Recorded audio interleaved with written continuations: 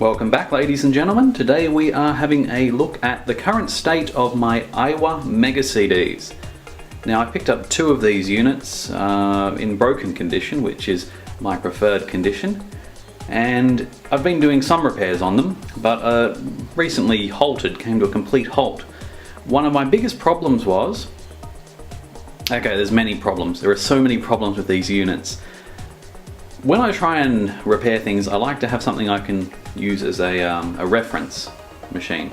So I've got 2 tera drives, so if one component on 1 tera drive breaks, I can go look at the other one and compare. Unfortunately, these units both had some pretty heavy damage. Both were not turning on correctly. I found so many things. We'll start with the basics. Power.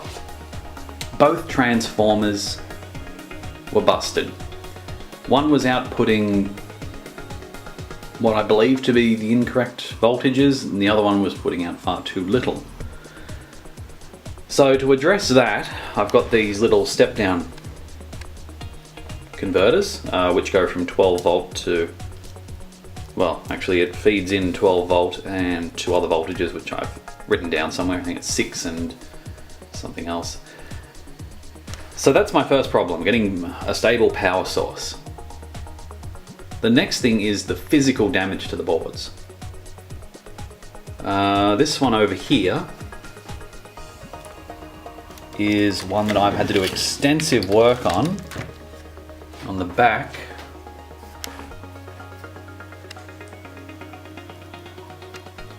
So I have covered this in previous videos, I think, or at least I've taken photos, but as you can see, there's a lot of wires. Those wires weren't there before.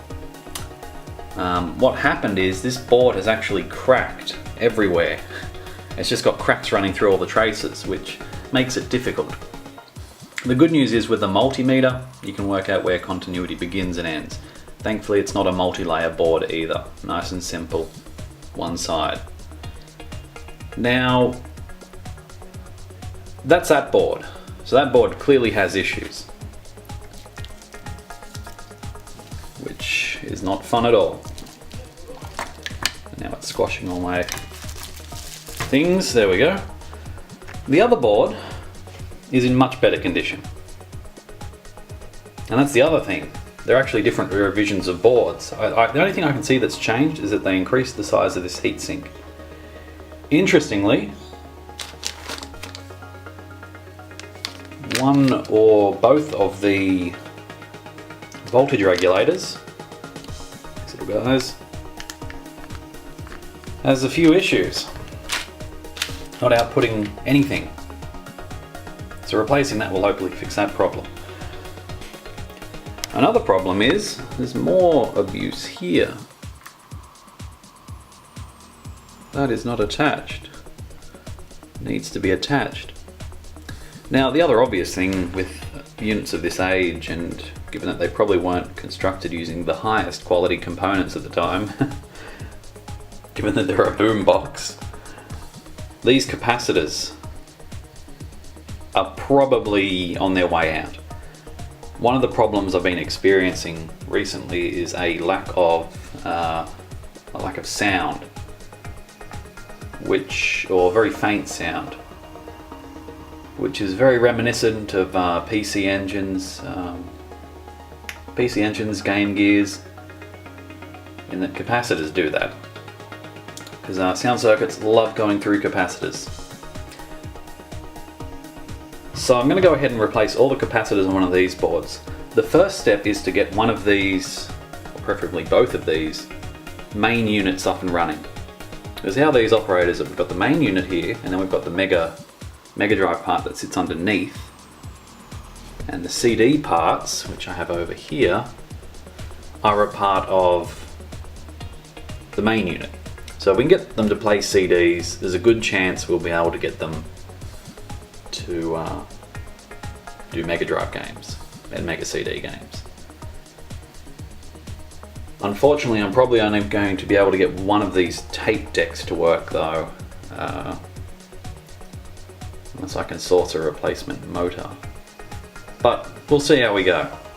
Still a long way off. I need to get power to the main unit first.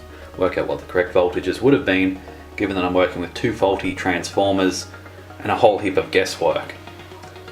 So I've got a whole bunch of capacitors here. There are a lot of capacitors. I'm actually kind of looking forward to doing that because I love using my Hacko 808. So that's that part. So this is going to be quite a long process. You're going to see quite a few videos on this. So those two, they're the main units. I'm going to try repairing this one with the lack of cracks on the PCB first.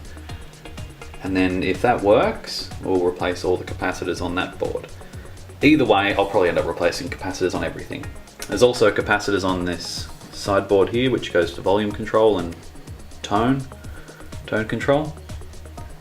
So I'll have a look at that as well when the time comes.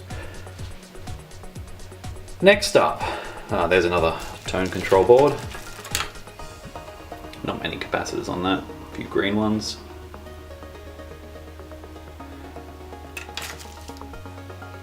The CD units. I've replaced the laser in that one, so we know that's good. And I was able to get it to read CDs on one of them at some point. So we know that that works. Now thankfully this part doesn't have much damage. Unfortunately, its counterpart over here, just get them side by side, is missing a chunk of the PCB. The good news is I have that chunk. And there are going to be a lot of trace wires. Also, note to self, buy some trace wires. So never say never. I'm certainly not giving up on it. But there is quite a few little traces. Yeah. So that's the goal. Repair the main units, fix the CD units, get sound, save the girl, and save the world, I guess. So that's where we're at. So the next videos you'll see on this one will be me desoldering and resoldering capacitors to this one. And then I'll have to work out what voltages I had feeding into it. I've got it all noted down somewhere. At least what I thought were the correct voltages. Because it's good, you can go off the, you can trace the wires back to where the power supply cable is here. As you'll notice there are 3 different voltages on those 3 connectors. You can trace these, the voltage regulators, right back to where they came from, and going off what they are, depending on the model number, you can tell what voltage they are. These ones are 6 volt. So they step it down to 6 volt. They can take in anywhere from, I guess, 6 to 12 volt, something along those lines. One problem I have had is that I haven't been able to identify this one. It's only 2. This one I have not identified yet. It seems to give out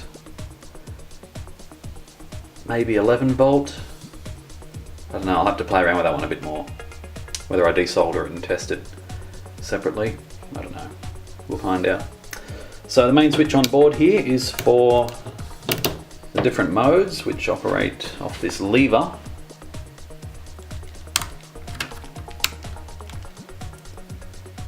And it's very annoying.